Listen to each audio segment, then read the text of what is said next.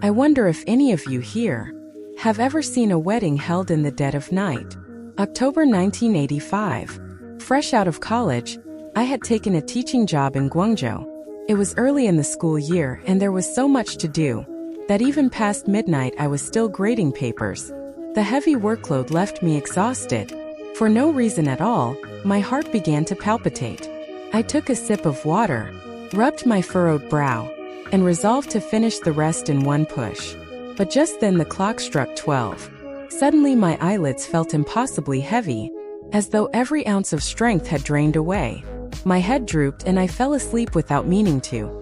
In that half-dreaming state, a noise drifted in from outside the window. I jolted awake.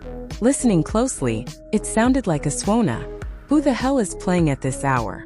I muttered under my breath, thinking it was just some old man practicing nearby. This was the old part of town. Such things weren't unusual. I turned back to my work, but the sound kept coming, growing more and more irritating, and the suona seemed to be getting closer. Mixed in were hurried footsteps. The jumble of noises cut through the silent night with unnatural clarity. Unable to stand it any longer, I got up and walked to the window to see who was disturbing the peace. The moment I opened it, I froze. A fog had risen in the midnight street for no apparent reason. Through the mist, a group of shadowy figures slowly approached. The suona and the footsteps were coming from them. Leading the procession were two figures in red playing the suona.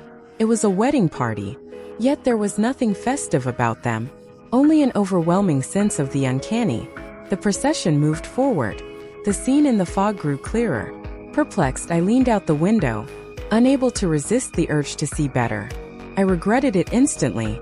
The figures in the wedding party were indistinct, as though they had no substance. The bright red sedan chair they carried was empty. I let out an involuntary cry, realizing what I'd done. I clapped a hand over my mouth and ducked out of sight, terrified I had alerted them. I was shaking all over, breaking into a cold sweat. Outside, the sounds abruptly stopped. I peeked sideways through the window and saw the entire wedding party staring straight at my building. I jerked back and shrank into the corner. Fortunately, after a moment, the suona started up again, accompanied by the rhythm of footsteps. They were moving away. Finally, I summoned the courage to steal another glance. They were gone. Only then did I let out a long breath of relief. But then, the procession stopped in front of the burned-out ruin diagonally across from my house.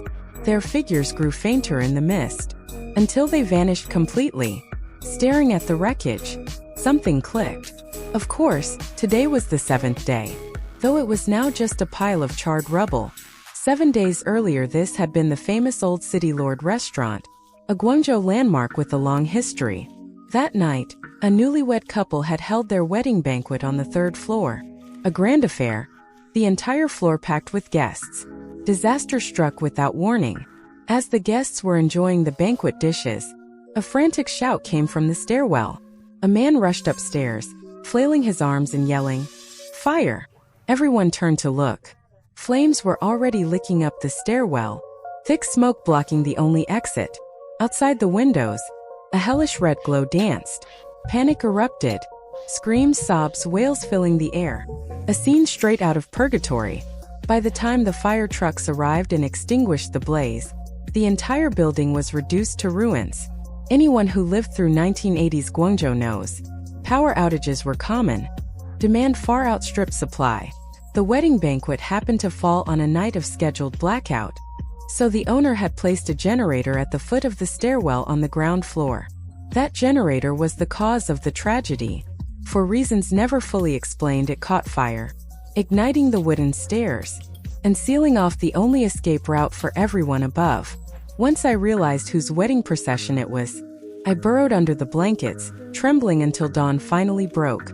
Word of that night spread quickly, not because I talked, but because more than 100 people up and down the street had seen the same ghostly wedding party.